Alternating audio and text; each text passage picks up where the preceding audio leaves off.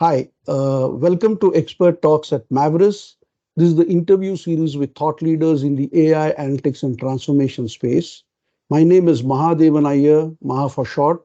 I'm your host for today. I'm the co-founder and CEO of Mavus, which is a managed marketplace for on-demand analytics and business transformation services. Our guest for today is Saurabh Agrawal. Saurabh is the founder and CEO of DAiOM, which is Data and Analytics and Omni-channel. He focuses on providing analytics, digital and growth marketing solutions to brands. Prior to DAiOM, Saurabh was the Senior Vice President leading analytics, digital and growth marketing at Lenskart. He's also had stellar leadership roles at Mavus and Sumi, at Tata Insights at Quants and American Express. Saurabh is a thought leader and speaks frequently at industry forums on how analytics, digital, and growth marketing can help businesses, increase their business fairly rapidly. So, Saurabh, it's a pleasure to have you on Expert Talks at Mavus. Thanks for making time. Great to be here, great start over a weekend. Yeah, absolutely. And I know I've been wanting to talk to you for quite some time now and really looking forward to the conversation. Yeah, same here. So, you know, so let's talk of, you work, with a lot of D2C brands. So it will be good to know what are the areas or, functions in the D2C space you see analytics playing a role. Yeah, great, Maha. So thank you for having me at the podcast. So D2C is a very growing space currently, not only in India but also across the world. And this really skyrocketed just after COVID, I guess. And D2C basically started off where people were trying to sell directly to the customers using the power of digital. And what I'm seeing is people started by using, and these are not really technology companies, they are product centric companies using digital channels for sales. And most of them end up using Shopify as their main system for selling. For them, the key is since these mostly they start as bootstrapped, the key for them is growth is one of the biggest area for them to start their business and get the audience. So use of social media, use of Google, Facebook ad ecosystem and drive sales is one of the most important thing for them. So the area of growth marketing is a big focus area for such companies. The next area is customer experience. So because they are selling online, they get feedback from the customers in very near real time manner through NPS or Google rating or product rating or on Amazon, on Flipkarts of the world. So managing the customer experience helps them spread the word of mouth and grow. So the second area for analytics for them is customer experience. And then the third area is maintaining a very strong cash flow or economics for the business, which means that you're sourcing at the right price, and selling at the right price by making the right profit and also cash, which helps you fuel the growth. Uh, Definitely, there is an aspect of inventory and merchandising management as well. But if I would say if I have to rank order them, growth, customer experience, financial profitability analytics, and fourth is the merchandising or inventory analytics. Okay, wonderful. And so when you speak of growth analytics, let's expand a little more on that, right? And so my whole understanding of growth analytics and growth marketing you're referring to, because these are D2C brands, predominantly startups, it is about how do they acquire customers, right? Using various digital channels, right? So if you could expand a little more on what really comes into growth marketing. I mean, everybody talks of just Facebook and and Google as into in terms of display advertising or search advertising or what have you, or Insta for that matter. But there are a lot of other components, right? There are components of influencer marketing. There is a lot of things that goes into it. If listeners, if you could just give almost like a construct of what in your mind comes under growth marketing. Yeah. So I'll break it down into two at the top. One is brand marketing, which is about talking about the brand. What does it stand for? What it its purpose? For example, Tata Group talks about they giving back and making a difference in their customers or people's life. That's more of the brand marketing. And the rest of the marketing, which is around sales and driven to me, is growth marketing. Everything which is not brand marketing is growth marketing. Okay. Now, Okay. coming to growth marketing, if you have to deconstruct, let's deconstruct by channels.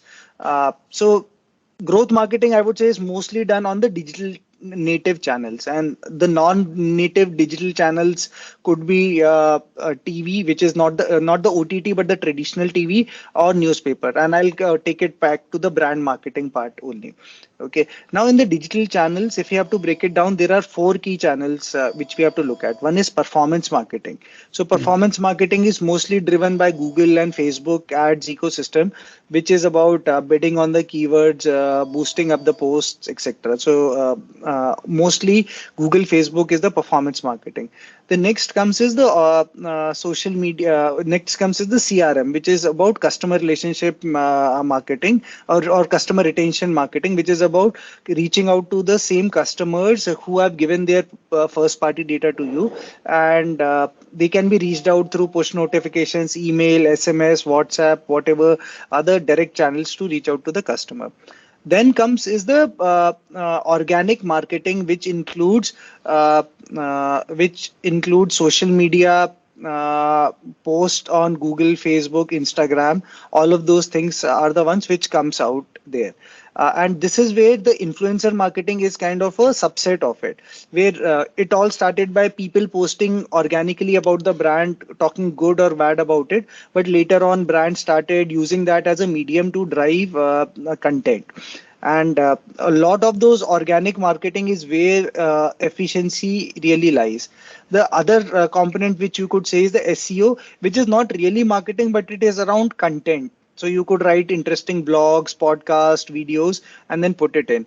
So yeah, this is where I would break it down. There is one more part which is there as part of growth marketing, is affiliate marketing, which is about when brands come together, and rather than using Google, Facebook as the platform, you can leverage other platforms. Now, in this whole affiliate marketing, the biggest platform in India which has come out is the UPI apps. UPI apps inherently don't have a model to make money on the payments, but at the end of the payment, people provide some coupon codes, scratch cards through which they get. The good part about affiliate marketing, which I would say is, especially with UPI apps, is it has a reach of almost 50 crore Indians, and they have a good amount of behavior data. So anyone coming online, first they have a device to connect to internet, and if they have UPI, it means they have a payment instrument. So they become a decent audience for them, for the D2C brands to target them. So yeah, so if I have to again summarize it, performance marketing, CRM, affiliate marketing, and social media or influencer marketing are the four key areas which constitute the part of growth marketing. No, brilliantly articulated. Now, so if and this, like you said, it obviously, when you talk of TV or newspaper, apart from OTT channels, what you are referring to is, you're referring to TV and news and newspaper possibly as the brand part of it, whereas most of what you have suggested is measurable call to action, and that is why you call it under the growth marketing umbrella, so to speak, right? Yeah, Um, now. Now, one of the things that is happening is obviously, there is no purely, I mean, there could be native digital brands, but there is no purely digital brand or purely physical brand, so to speak, right? I mean, the world is obviously moving in the omni-channel direction. And so you have D2C brands which are, developing physical presences and moving into the omni space. And there are equally physical stores or brick and mortar retailers who have also now started having their online presence. So firstly, let's talk of digital native brands, D2C brands, which are expanding their physical footprint. And what are your thoughts around that, from their customer approach perspective, customer communication perspective and engagement perspective? What do you see as some of the differences and approaches that they are taking compared to yeah. purely D2C So brand? So I think so. The word is omni-channel here. Brands who started online, after they have hit audience limitation, they see they growing offline is a very natural thing. Okay. Mhm. Today Mhm. also when we go into stores and malls, we see 70-80% of stores which are around selling clothes, shoes, or fashion accessories. While there is Mintras of the world which are trying to sell online, but to me the potential in offline is 10 times more. Okay, you cannot feel the fabric on online, or you cannot get the size. One of the biggest reasons people return things still remains size and product quality. So to bridge that gap, offline is the way to go. And what has happened is, because we spend so much of about 2-3 hours per day online, there is the phone or the online has become a big influence to make the decision, or preempt where do which store do I enter. Do I enter a store which I have seen online, something like a Zudio, or shall I enter a store which is totally new? Anything which I have seen as an Instagram reel or an ad or some bit of a communication, or I wanted to check out but I didn't buy because I was not sure whether the size will fit, makes a big influence.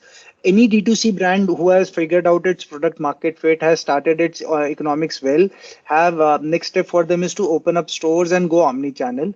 And brands who have a very good online presence are have been able to scale up their stores very much faster, vis-a-vis a store first brand which comes in, because there is no brand identity problem. People when they are walking in the mall, they see that okay, this is the brand I recall.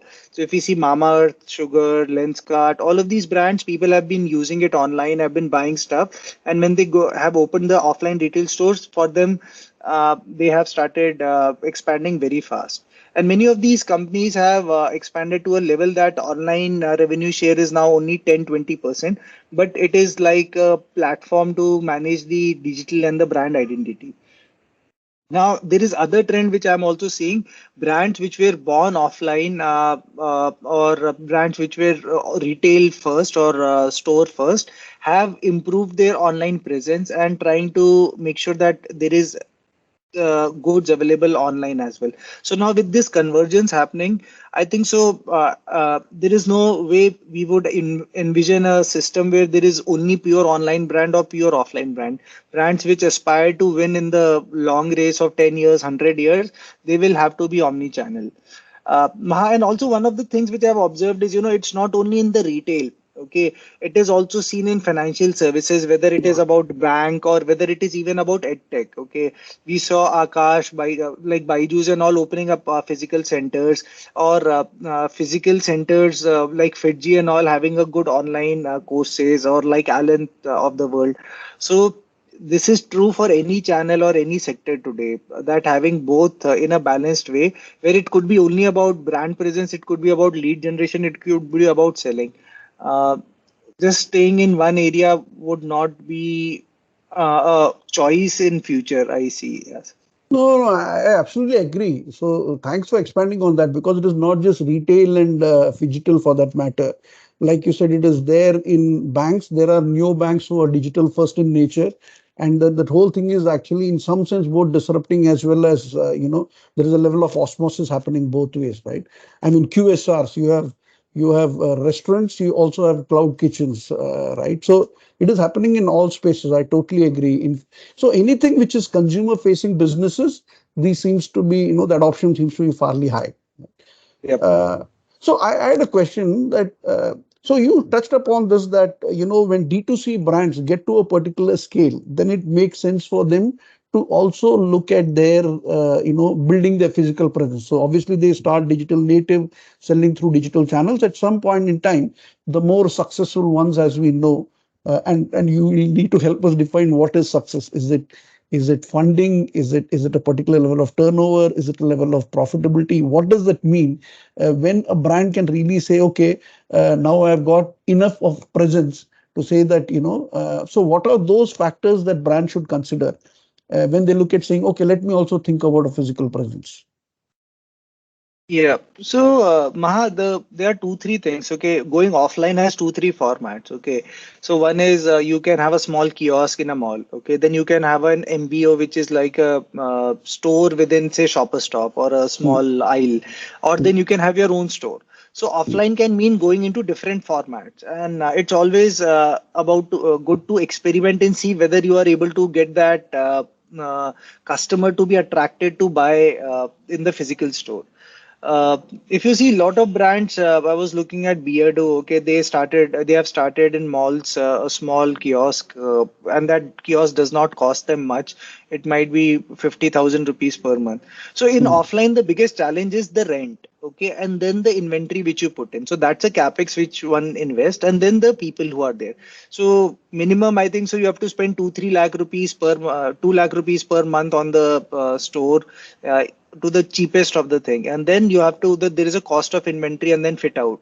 So there is a capex investment. So going offline requires a bit of investment in figuring out and the economics. So there is a test and learn approach on what format works for you, and what is the economics you are seeing. At the end, the amount of investment one does, the it has to pay back. For industry average, roughly it's a 2 year payback. But if you have a good omni-channel presence, you get your story right, your location right, you can achieve it in 1 year. So it's a capex investment. It requires funds, but test out the locations which are there, test out the formats. And to be able to open a standalone store, one has to have a lot of range which can invite people to come in and not only just buy one category of product.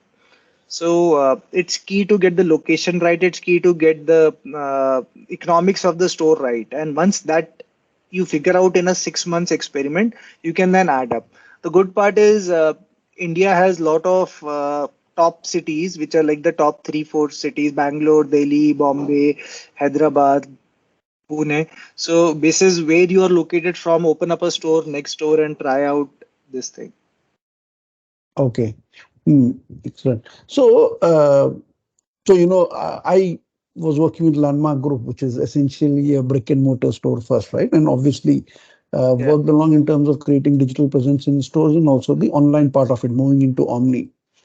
And so one of the things that we used to always debate and is for online stores when they open physical stores. Obviously, all the points that you mentioned is very important, but equally in terms of most D2C digital native brands which open physical stores, they look at it as a marketing investment, whereas in brick and mortar world we used to see it as a capex investment, right? So how true is this thought process? So for us, we used to always, when we used to debate at our meetings with leadership and board and all that, the general feel was, okay, there are deep pockets available to many D2C brands that have got investment in.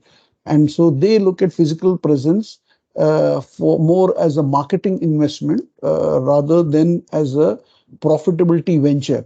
Whereas when a brick and mortar store opens it, you have to make money of every single store, right? Yeah. Is it So relevant? Maha, I Is it think so. I would a little bit disagree that okay? D2C have deep pockets. Okay, I think so. The ones they are only not more than 10-15 who have a bit of pockets. Okay, and Okay, they spend online, they end up spending 30-40% of money in marketing to get the customers. The good correct. part in a store is you have a natural footfall coming in. If the brand recall is already there, uh, so the marketing investment actually happens online through performance marketing. I would say this. Okay, Okay. okay. D2C, you hardly see them doing it on traditional media because it requires a lot of money. Okay. Hmm.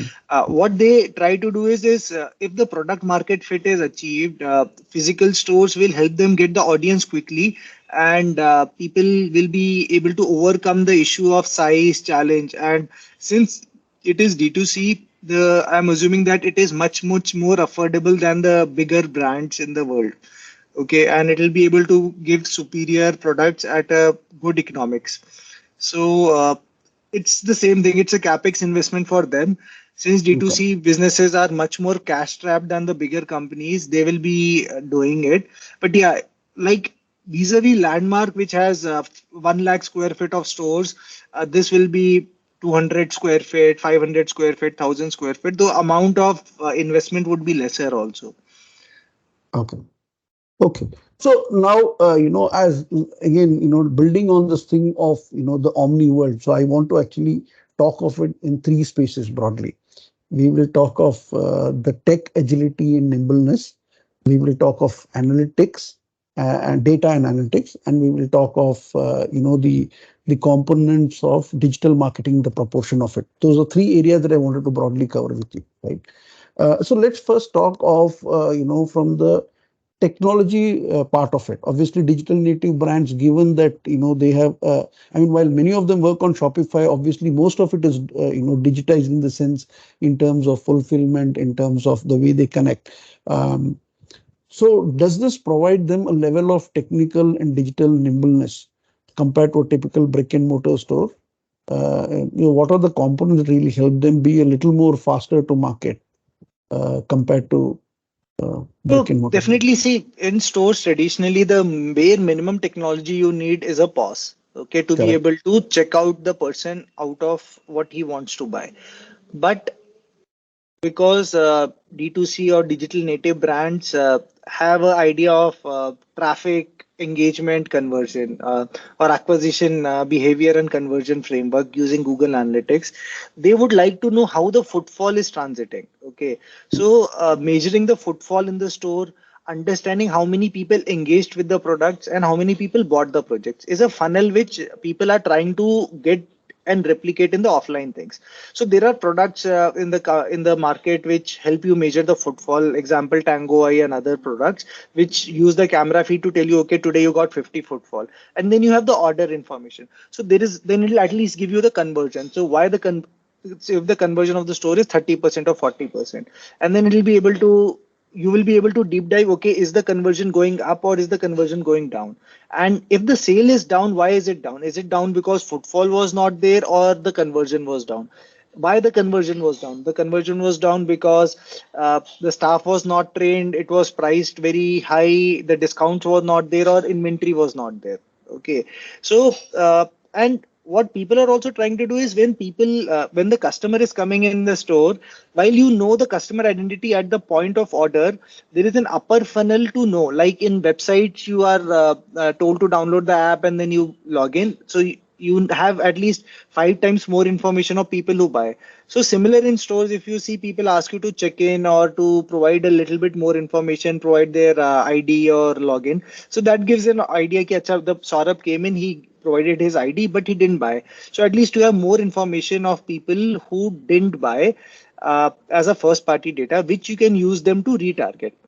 So bare bone tech required is the pause. As you go more digital, apply your online concepts to offline. You want to know the footfall, you want to know what products people are trying. In fact, companies in the jewelry space, what people track is how many trials did people do, because in jewelry the bigger problem is inventory, and the inventory also cost a lot. Okay, uh, Correct. so you have to almost like 50-60 lakhs of worth of jewelry has to be put in. So if they know, acha, this necklace was tried, this bangle was tried, they will know, okay, these are the things people are interacting with, and let's move towards keeping them into the stores rather than keeping everything. So inventory management for high value items is a challenge. So yeah. So what I'm saying is the customer journey in the store is the more important part. People want to know and use it to optimize the store layout, optimize this thing, while you use your basics to get the customer CRM started to run. Got it. So essentially, what you're saying is the nimbleness in the D2C world on the digital native part comes because of their innate ability to really track the customer journey at almost a personalized level and understanding that. And so the data, like you said, I mean, people say it is 100 times whatever data is available for a particular order in stores. So that data and that insight is what allows them to be a lot more insightful and nimble in responding to it. Whereas in the stores, it is a lot more of trial and error, and obviously every trial and error costs money. So that essentially constrains their digital nimbleness uh, Yeah. to a level, right? Yeah, Yeah, and the other area which I see being used more is because offline is very people driven. Okay, so how do you make sure that the SOPs are being digitized to make sure that the hygiene is good and all store experience are consistent?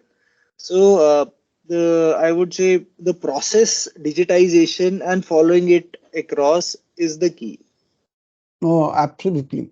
In fact, I think someone was telling me that in the digital world, in fact, not just digital world, in any retail or be it physical or online, the best experiences that you don't feel the experience at all, right? It should be that frictionless, right?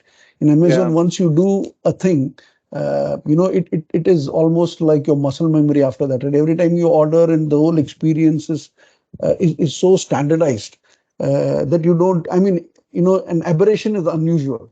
Whereas Yeah. because in the, yeah, sorry, because in the Yeah. physical world, there are a lot more of people interaction required. So the consistency and hence, the touch and feel and experiences can be different at different points in time. Yeah. And Maha, as you see, the way the store's layout has evolved over a period of time, it has become self-serve. Okay, there is hardly anybody greeting you. So the best omni-channel companies are companies like Decathlon. And today, if you see, if you go to buy, you know what to pick up, you know how to put it in the cart. You will scan yourself, check out. You can go and shop for 1 lakh rupees without even talking to somebody and even checking out with somebody's help. So it's such frictionless with the use of technology and enabling you. You don't need to stand in the line. You can, in fact, I was seeing that they have done very beautifully the use of QR. So that there was one example that there is you can buy more cycles online. That was the tagline they used, and they had put in QRs to put in. Okay, this is the three cycles they have kept in. They had put 5 6 QRs on different models and colors. You scan it, purchase it, they will deliver it at your doorstep, assemble it for you, and then make it ready. So I would say online to offline is one, making the person go from offline to online is another journey. And if it is done well, it could be that okay, Saurabh was discovered offline, but he fell in love with the brand and then he's repeating his purchase online.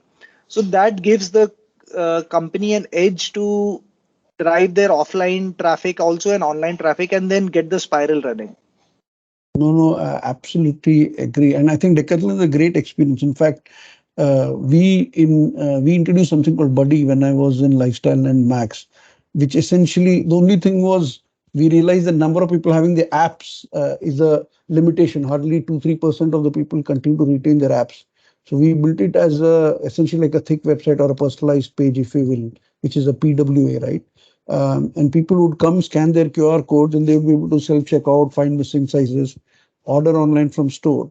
And we found that people who actually 20-25% of people would actually end up going and scanning every time they went into a store. And those people, their usage of coupons, their usage of conversion was almost 3-4 times the other people who didn't open or engage. So totally agree. And it also gave us a lot more of insights about what the guys were Yeah. exploring, right? Yeah, and and also and because the person has visited the stores, scanned it online, you will know a little bit of the data that okay, Saurabh is trying to buy this thing online, and then see managing the size, color, variations is not easy. Okay, the number of SKUs one has to deal is very high.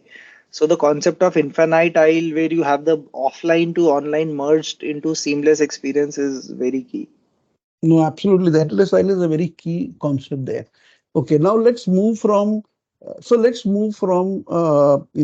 tech part and the understanding of customer experience and the frictionless process part to the availability of data and analytics. So some of it you said data, a lot more of data about customer journey is available, and something needs to be done in terms of digitizing in-store experience to see how you can actually create more digital exhaust of customers, right? Apart from that, are there any other challenges that you see, when it comes to data quality, data availability in the, in the omni world when you look at, both physical and digital stores?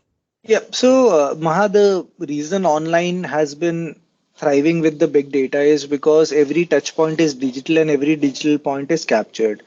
In the offline world, the best data, minimum data you get is only the transactions. Correct. And I would say 60-70% people have customer information also on it. Okay. Correct. 30-40% is not there, and also it's of not good quality. Okay. So how do you capture good quality customer information? How do you capture good quality upper funnel matrices or information is a key for us to know this. And then also managing the customer identity across the company's ecosystem. A lot of times companies use different tech systems for online and offline, and then through some different data layers they try to unify the identity. So customer identity management has been a big problem across the world, and in India I think so we were able to solve at least at a country level using Aadhaar. Companies have to do it at their own level, but good part is everyone starts using mobile number as the identity. So stitching the customer information, marrying the associated information, the journey, uh, and then using it well is a good part. Today there is enough cloud available to do it. Still I see a lot of digital native brands use a bit of analytics or analysis. I will say they don't use analytics, they do analysis. But traditional retail brands are not good into analytics. Okay, they are still stuck up in the only the loyalty part of it, the customer analytics or the loyalty analytics. There is huge amount of things available. Especially, I see a big impact happening on the growth marketing side, which we touched in the beginning. And if done well by balancing all the channels, uh, it impacts the bigger ROI of the company. Traditionally, in marketing analytics in retail, especially, people used to talk about market mix model, and you and I have been chatting about it. Just want to bring that about. That market mix model is about 10 years old, which was used and talked about. It's not relevant in the world where organic marketing is so high. Okay. Uh, and what I've seen is market mix model fundamentally believes that if you spend more money, you will get more attributed sales. So it depends on where you spend the money on the TV or the channel where you do. But when you and today what happens is influencer marketing and organic marketing, a good quality content with the right influencer can go viral at a mere fraction of a cost. Like with just 10,000 rupees of spend, you can get a business impact of more than 10 crores in sale. But a great campaign done with a TV Bollywood celebrity can go tank as well, returning no sales. So what I would say, the concepts of marketing attribution have to be rewritten. What I would say is look at a decent mix, have 60 to 70% of our money at least spent in digital channels, and then optimize it merely on different channels. But spend organic or influencer marketing does not require too much money to be spent, but it requires disciplined, consistent, measurable efforts to be done. If done well, it can give you disproportionate ROI across. Okay, excellent. So we will come to the question on disproportionate ROI in a minute, right? Before that, in terms of just in terms of the proportion of spend, obviously initially everything was traditional in terms of TV, newspaper, and over the last 10 years, the investment not only by digital native companies, but even retail, brick and mortar retailers who have gone to e-commerce, the digital spend proportion is actually increased, right? And depending on where one is, you could safely assume today that anywhere from 60 to 80% of their spends for most brands, or maybe even 90% in digital native one, are on the digital part of it, right? Yeah. Um, so, so what, according to you, but then but you will see a Mintra advertising in newspaper and TV. You will see a Lenskart advertising. You will see an Amazon advertising as well on TV or whatever it is, right? Like you said, maybe for the brand recall purposes, right? Um, so essentially, if you were to look at it in terms of digital marketing spend and, let's say, for lack of better word, traditional marketing proportions, right? Uh, where do you see the inflection point? What's a good proportion? And as a marketing head, where would you look at using that money intelligently? Because what I see right now is I see that even those most of the TV ads are not really brand ads; they are call to action ads. The growth marketing, like you said, is already call to action, Yeah, yeah. and you It's end a up very seeing clickbaited. It's Ha, very sale driven ad. Yeah. correct. So what I would say is, TV requires a very big minimum bet. Okay. You cannot do a TV campaign just for 5 lakh rupees or 10 lakh rupees. Okay. Unless you are planning to spend 30, 40 lakhs rupees minimum on TV, you will not start seeing impact.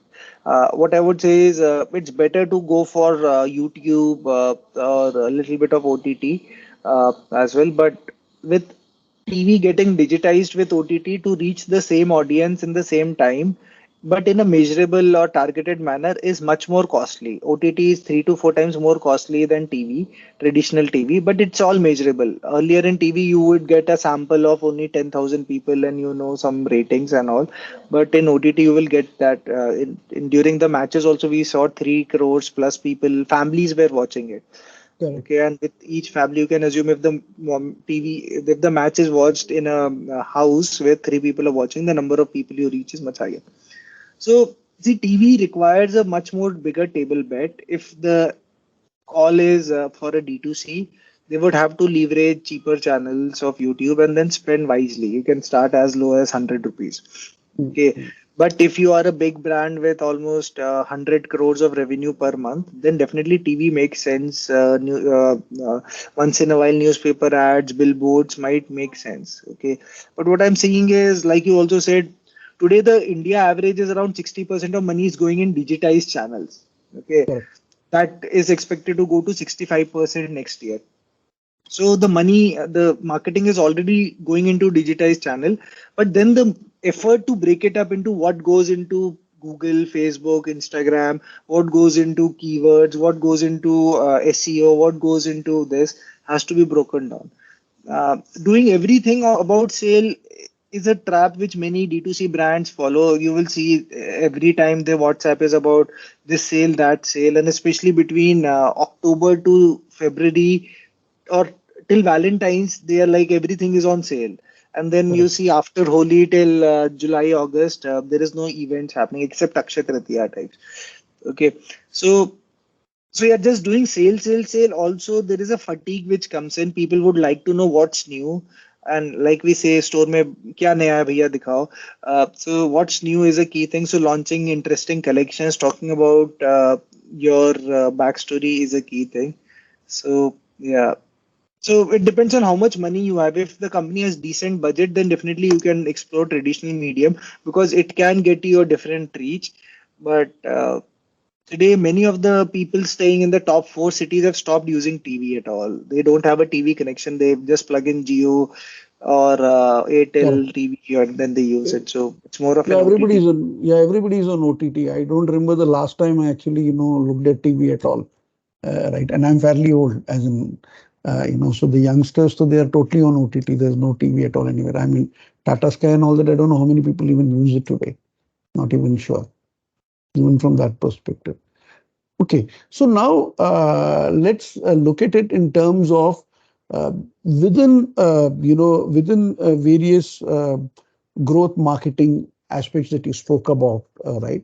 There is this whole thing of organic marketing, which is, influencer marketing being one key component of that, right?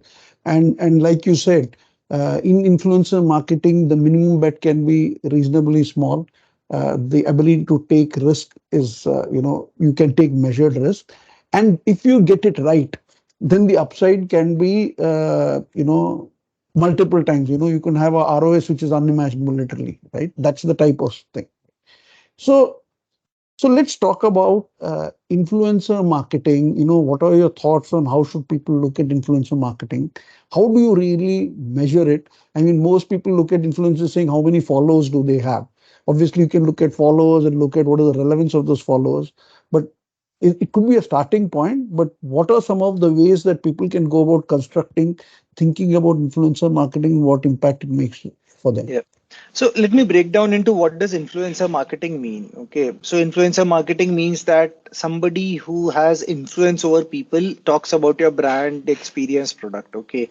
Now these influence could be anyone like you and me talking about it, or somebody like a big celebrity like a Shah Rukh Khan talking about it. Okay, mm, when it gets into a celebrity, they also are influencers, but they become like a traditional brand ambassadors, but for a short period of time, say maybe correct. for two communications, three communications. But the way influencer marketing, the genesis started, if you recall, we used to have these Food Panda, Zomatos of the app where people used to write reviews. Now suddenly it started becoming paid reviews. Okay, people were paid to write reviews, and that's whole genesis started. And then they used public platforms like YouTube, TikTok, and Instagram Reels to talk about their experience. Now influencers can be categorized into micro, mini, macro, and mega influencers. Okay, Mm, all the mm, brand celebs which we talk about are mega influencers who have like more than 1 million following. Okay, and there could be small influencers which are just having 100, 500 followers.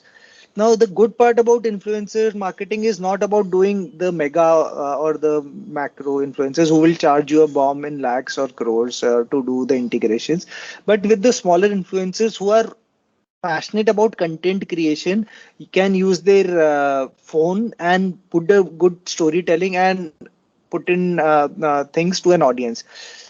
And they can do it like the micro influencers can do it for barter in exchange for free products, or they can do it for a small sum of the just the production cost. They are aspiring young people who want to do. The good thing about this for the brand, what it does, it creates huge amount of content in every language, content for every demographics. It could be somebody taking their parents to the store, or it could be somebody unboxing the thing, giving up a review rating. It can talk about how do these products compare.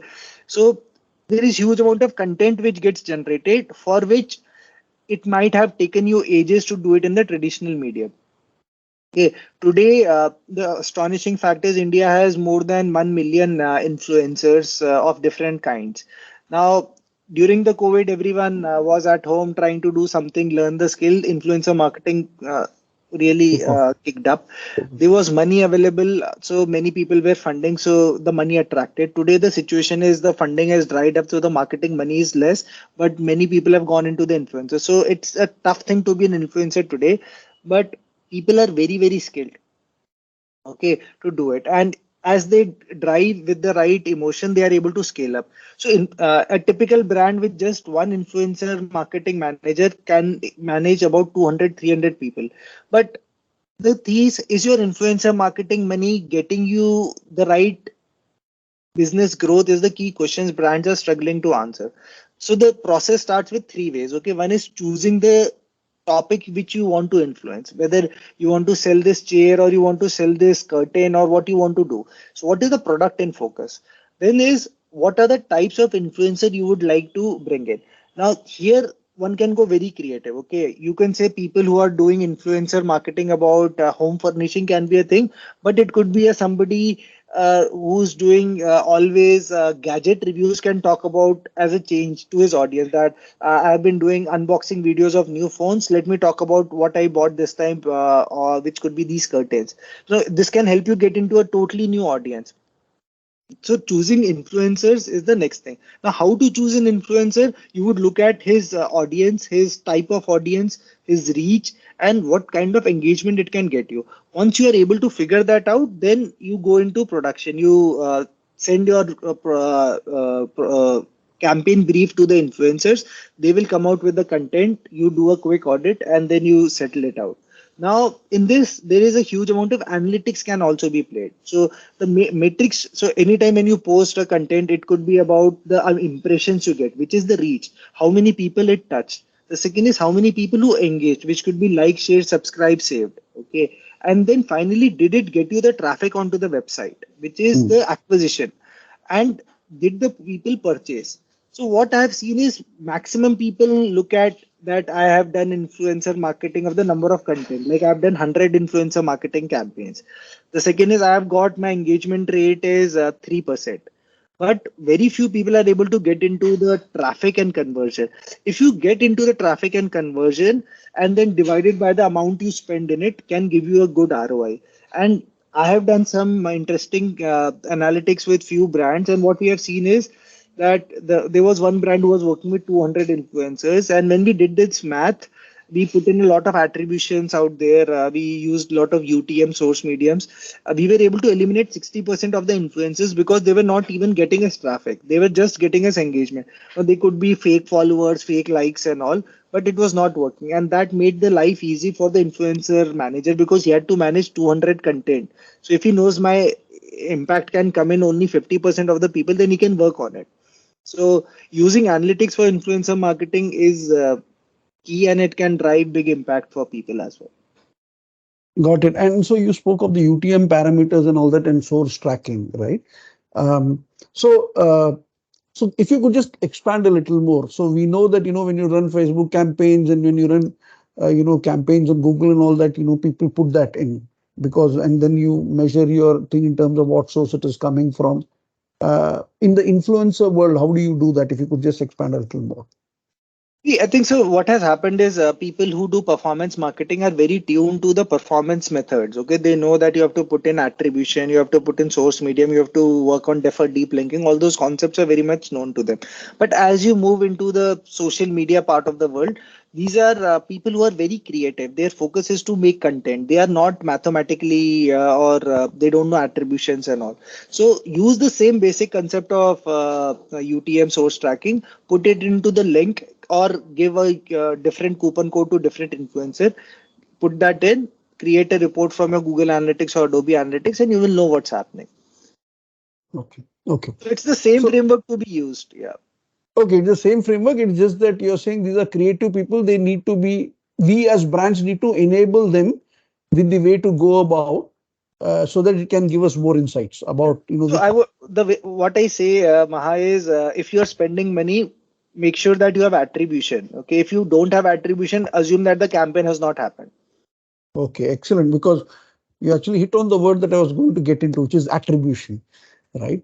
Now, so what's happening is obviously like the with the thing that you can bet with minimum amount, right? So people are also in some sense going through multiple channels, which is I put it on Facebook, I put it on Insta, it's on Google as well. I'm also doing customer retention marketing where you're already in my customer database and I reach out to you, right? And let's for a minute ignore the holdings and the TV and all that, right? But even within this, and what typically tends to happen is when you attribute, uh, one is not to show where it is coming from. Even if you put, let's say, the UTM parameters and source linking, it is essentially a last point attribution that works, right? So I could have seen it on Facebook, I could have seen it on Google, I could have seen an SMS, and I may have clicked on the SMS or the email and then opened it. But there are multiple factors that have gone into uh, my deciding to click on a particular link, right? It is not as straightforward as the last point attribution that generally we've been very comfortable doing, right? Now, now with this whole digital thing, and like you said, the minimum bet that is possible, obviously brands are trying to reach out to customers over multiple channels. In some cases, they are, I think overdoing the stuff in terms of barrage of information that is coming into a customer. And because other brands are doing it, other brands again have to do it. So brand A is doing, B is doing, C is doing. So brand X is also forced to do it. Otherwise, they feel in the plethora of information dissemination that is happening, they may lose out, right? So that's a it's a vicious cycle in some sense, right? So how do you look at attribution? Because I could have seen a Facebook ad, I could have seen Instagram ad, and then an email landed up in my inbox because of that recollect or memory. Then I decide to click on it, and we end up saying, okay, this was email had this open rate, and this because I have a UTM parameter, I say this is what I spent and I converted, right? So, in any thoughts on some of the models that people can use to look at attribution, and or how important is it? I mean, are we overthinking this whole stuff? Like you said, if you have great content, well researched, articulated well, the virality component takes over. So, how do you balance for this? Yeah, it's a great point, Maha, and attribution has been over talked and more made more complicated as well. Thanks to a lot of the analytics products and companies who have come through. Okay, I would say there is an inherent bias to let people not properly attribute, but I would say keep it simple as well. Okay. Okay. Uh, at least look at your last click attribution very well. Okay, if you are sending a WhatsApp, look at your don't worry about too much of ROI. Okay, if your WhatsApp has been sent, if your delivery rate is 80%, then see how you can get to 90%. If you are 90%, see you can get it to 95%. Okay, so WhatsApp has a delivery rate, then it has open rate. Okay, so if your open rate is 20%, if you take it to 60% by optimizing your audience, your ROI from that channel becomes 3x. Okay, so attribution is the last piece, but there is channel matrices. Okay, for example, I was Okay. telling about influencer marketing. If people want to optimize the ROI, but they don't look at the step one matrices. Okay, what in case of influencer is, did you get the impressions right? Did you get audience to look at it? If you got the audience to look at it, did the audience engage? Engagement or effectiveness rate. Effectiveness rate is basically total engagements divided by impression. Is that number 3%? Then how can you be better by 3 to 4, 4 ko 5 kaise kare? Okay. Correct. Once you get that, are you getting traffic? Are people clicking on the link? Okay. And why are people not clicking on the link? Is the link broken? Is the link is not having the right UTM parameters? If people are landing to the page, why are they not buying? They are not buying because the audience was not set right, or what's happening. So what I'm saying, attribution starts from end to back. I'm saying go from start to end, because of the complexity of channels. The channels have evolved so much that you don't know what's happening. Get your basic numbers right, then you will start seeing your campaign's effectiveness going very good. So what I would say is, first, so attribution is at the top. Okay, but the channels are at the bottom. Each campaign is at the bottom. Make your influencer marketing right, make your Facebook campaign right, make your SEO right, uh, make your email campaigns right. Email campaigns has what? It has delivery rate, open rate, CTR, and then traffic, and then conversion. Get those campaigns, those metrics right, you will start seeing a very different impact happening, because teams will be doing better by themselves. And then in all of this, getting a very strong UTM framework implemented at each channel will be able to tell you that, okay, 50% of my traffic comes from organic, 30% comes from Google, Facebook, 10-20% comes from CRM. Now, how do we do it? Okay, so for example, in performance marketing, what you could try is, how much am I bidding on my own keywords? Can I reduce that bidding on my keywords so that I can let the organic traffic flow? Or how much should my minimum spend be done? Because I can start bidding on my own keywords a lot, and then I can say everything is attributed to me. It's the famous case, like you were in Tesco, or Landmark. So what people, there's a thing that you put a person giving flyers or discount vouchers outside the Store. gate, and you outside the store, and you say that, see, I gave that thing, and the usage of the coupon code is so high. So because there are so many things you're balancing, you're trying to get new customer, repeat customer. See, the attribution only works well once the customer buys. Okay. But what happens when the customer does not buy? Okay. 80% or 95% of traffic really bounces. So my point is, today, last click attribution has been also changed with GA4 coming in. If you see, they have provided a thing called first source UTM. So it will tell you that, okay, your upper funnel campaigns, how they are performing, and your lower funnel campaigns, how they are performing. So I Sorry. don't have the right. So you need to just clarify what is the upper funnel campaign and lower funnel campaign. So upper funnel campaign is just to get new customers or traffic to your Okay. website. Okay. Okay. So for Okay. example, if you say I want to buy an eyewear, and eyewear campaign goes to Lenskart, so that's an upper funnel campaign. So top funnel campaign, and then the lower funnel is retargeting campaign, that, okay, Saurabh Okay. visited this page and he was looking at it, so we are retargeting him. So Got it. I would say it's a very complex piece. The channels are evolving so much, Maha. I don't have an answer, but I would say my approach is, get your traffic attribution right, get your channel metrics in place, try to optimize, then try to look at the combined impact. If you start looking at the combined impact without your attribution, more khichdi will happen. Okay, so what you're saying is focus on the last mile execution for every single channel, improve that, and that will anyway improve your overall ROI anyway.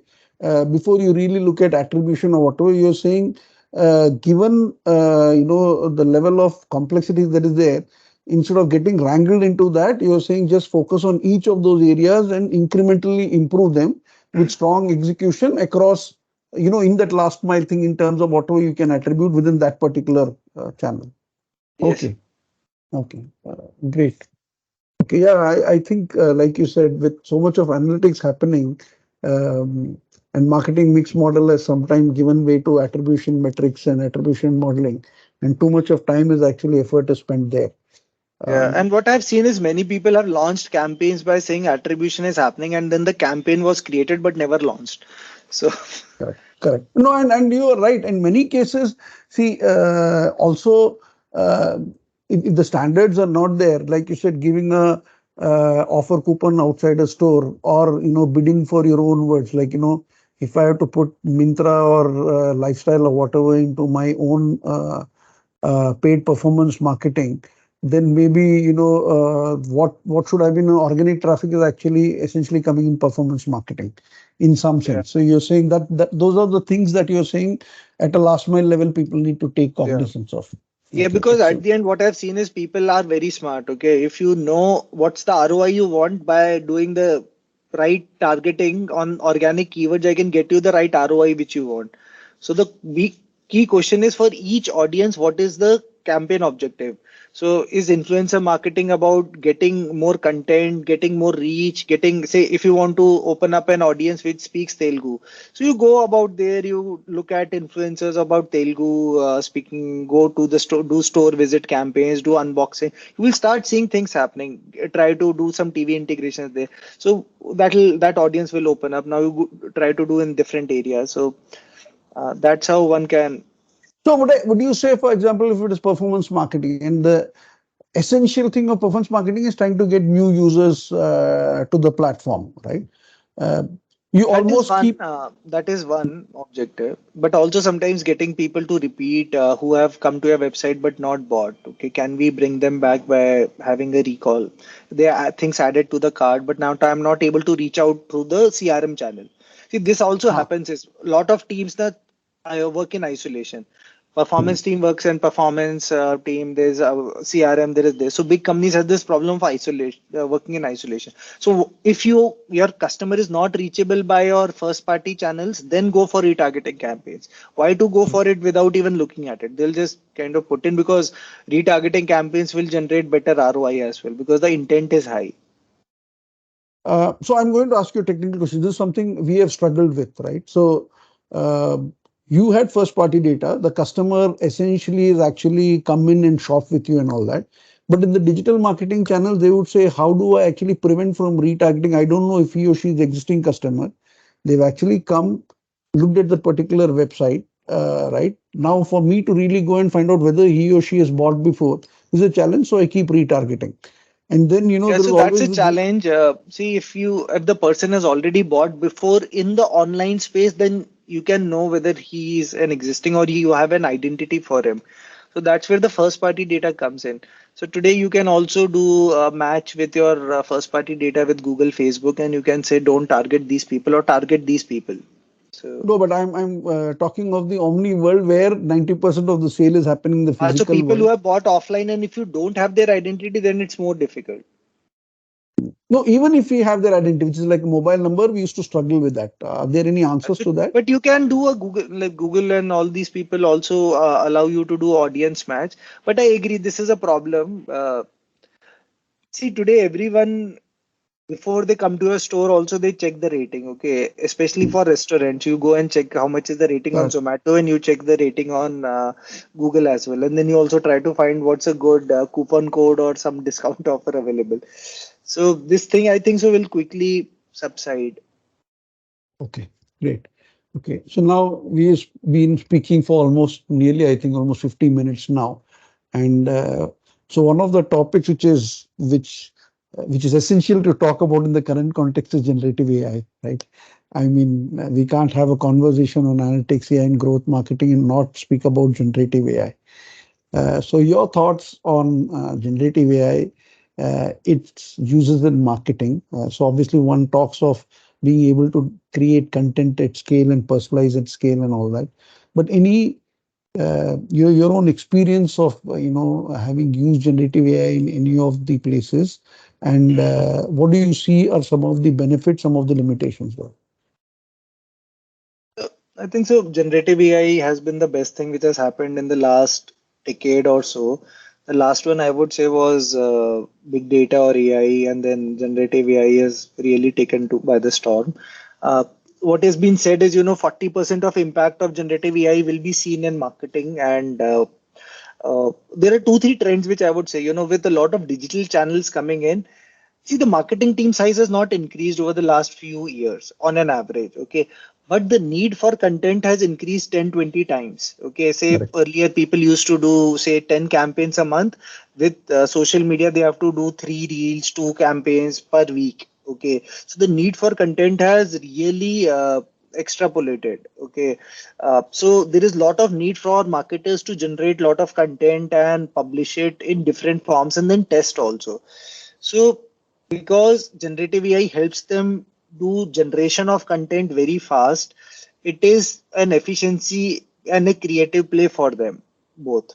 Okay, I would break down generative AI into four key use cases. One is copy generation using text. The Mhm. second is image generation. Third is video generation, and fourth is music generation. Okay, now Okay. there has been huge advancements in the text with ChatGPT, Bard, and everything coming in, and we all have been, uh, I would say, pampered of not writing now, but to use anything for generative AI, for generative text. So Correct. text mein to, I would say it has really done well. Now the other areas of image and video is where innovations are happening. It is making so people will be soon not limited by what you can do, but what you can ideate. Okay, just Correct. by writing a prompt, you can generate a very good image. And then writing, if you have an image, you write a prompt and you can remove the background, update it, change the clothes, change the texture, get the person to animate, voice over it. So your ideas will really supersede it. And I played around with with my firm DAiOM. We wanted to talk about some concepts of what why do people open up stores nearby. So what we did is we tried to create a reel using generative AI tools. And first we used ChatGPT type of tools to create the script, frame by frame script. Then we used DALI to create the images. Then we used other tools to generate the voiceover, and then we stitched all together. It took us only 4 hours. In traditional way, it used to take almost 3 to 4 days of two, three people working. So it was done in a very short amount of time, and I think so. And there is one of my friend who's also building AI tool, which will you just write the prompt and he will generate the entire video with the music, with the story in the next few minutes. About 15 minutes it takes, and he's optimizing that. So to me, content generation will become much more easier, and creativity will be tested at the end. And what it will force people to do, which is good for people like you and me, is a lot of use of analytics to know what content works, what is the right time to post, what's the right audience to do. So more content would be done, more experimentation will be done, and experimentation measurement frameworks would be needed to know what is working and what's not working. Lastly, I would say uh, the tool ecosystem is evolving very fast. Okay, the challenge people marketers are facing, because they are not so tech savvy, is which tool to use. So earlier they used to use Adobe and one or two more tools. Now there is Canva, Adobe, Dali, Midjourney, this, that, and they are very programmatic tools. So what I'm seeing is a big trend that Adobe is upgrading their tools every day to add a lot of generative AI features. They have added Firefly and all. So that is making the tool easier. And big companies will either acquire these small companies and make their tools better, and there'll be new companies which will come out like Canva. Nobody knew Canva 5 years ago. Now Canva is all over the place. So Novice content creators would come in to use it. Like my son also uses Canva today to generate birthday greeting cards or his assignments. Tomorrow, a small shopkeeper will also do. So content creation will be democratized. A lot more content will be done, and creativity will be the key test, whether you are able to define what you need. You cannot just say create a pamphlet for this. You have to describe what you want and how will it look. Otherwise it will look very generic. Sorry, a long answer to a short. No, no, no. No, I just think through as you're speaking. So you're right. So, in some sense, earlier when we used to do customer segmentation, all that, and we wanted to say segmented customer targeting and all that, at least from a communication perspective, it was limited by content because we could only create so much content, right?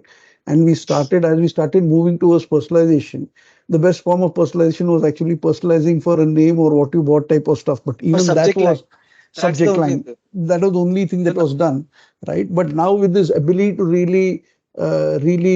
like you said, on the text part of it, on the image, video, and the music and the voiceover part of it, you could actually personalize at scale without really investing too much into the content creation part of it.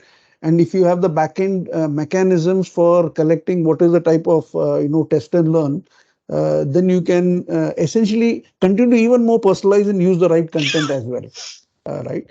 And you're right. I mean, with Canva coming, Dali coming, Midjourney coming, quite a few experiments that which is easy And for everybody is people who asking $20 per month. Okay, so how many correct. $20 you can spend?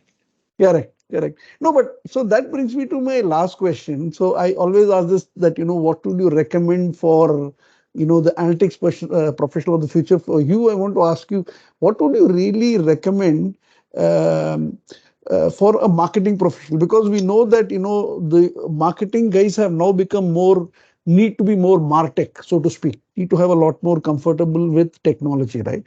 But even there was a lot of, that was a lot of, I would say, a wariness in marketing professionals that, oh, I need to know tech to be able to do some stuff. They used to feel limited, right? But with things like Canva and Dali and others coming in, and this whole ability to do generative AI, it is going to be much more easier for them, right? So, what is the mindset you would say for them? Should they be more experimentative? What is it that they can actually help them become better marketing professionals, so to speak? Yeah. So Maha, what I say is, you cannot learn swimming by just reading a book. Okay. Many people Mm, have just only used ChatGPT or Bard and they are writing articles about generative AI. What I would mm, say, go create a mid journey, try a prompt, use connect DALI with ChatGPT, take a paid subscription, try your hands on it. So mm, learn to do it before you preach is very important for marketers, especially to know because you have to be people will be disrupted because uh, you and I were discussing, in our previous avatars, it was time since we created a presentation, we used to tell our teams to do it. Okay. Today, the thing is, it's so easy and efficient to do that you have to get into doing it so that you know the power of it. You can do it yourself. So today, do it yourself will be a key. Marketers should not just preach, should try their hands, use the power of it and see what is the limitation. Sometimes, especially with cutting edge technology, you don't know when it is cutting or when it is bleeding. You cannot over expect that things can be done in rocket and you overcome it to the management and you are delivering poor quality work. So do try understand the limitation and keep experimenting. That's the second. And third, to drive focus, measure the success and ask partner with your analytics team or there is enough analytics available in each of the tools to decipher what is the key metrics you will use to, and it's not even advanced analytics. I'm not saying go for attribution. Monitor your KPIs, monitor your key matrices and see what works for you and what doesn't work and keep the focus back because people will deal with problem of plenty with limited resources. Okay. So yeah, so experiment, learn, measure and celebrate. and do it with your do it with your hands. That's what you're saying. You're Yeah, saying, do it with your touch hand. and feel with your hands. Okay. Yeah. If you're not So touching and feeling and don't know how to write a prompt, like go and do a prompt engineering course. That will be key. no, and to be fair, I mean, you don't even have to do courses. You go and Google, you will get so much of information. I can tell you in the last 1 year, my own ability to really make PowerPoint slides, uh, nice PowerPoint slides. I mean, the content obviously you need to bring to the table, but in terms of taking help in terms of articulating the language itself, the look and feel part of it, in terms of how you can bring it, how do you bring some amount of videos or whatever into that, right? So I think, yeah, like you said, if you don't touch and feel, you don't learn it, right? So Yeah. just give you an And what has example. happened in the last 1 year will not be the same thing in the next 1 year. Okay. Things are the next big thing which will happen is in video. Okay. And yeah. No, no, absolutely. So, I just give you, so when I started this last year, my agency, I used to ask them for greetings, right? New Year greetings, bana do, Happy Diwali, bana do, and all that type of stuff, right? So they would make it for me. And I would essentially, they would post it on LinkedIn or whatever it is, right?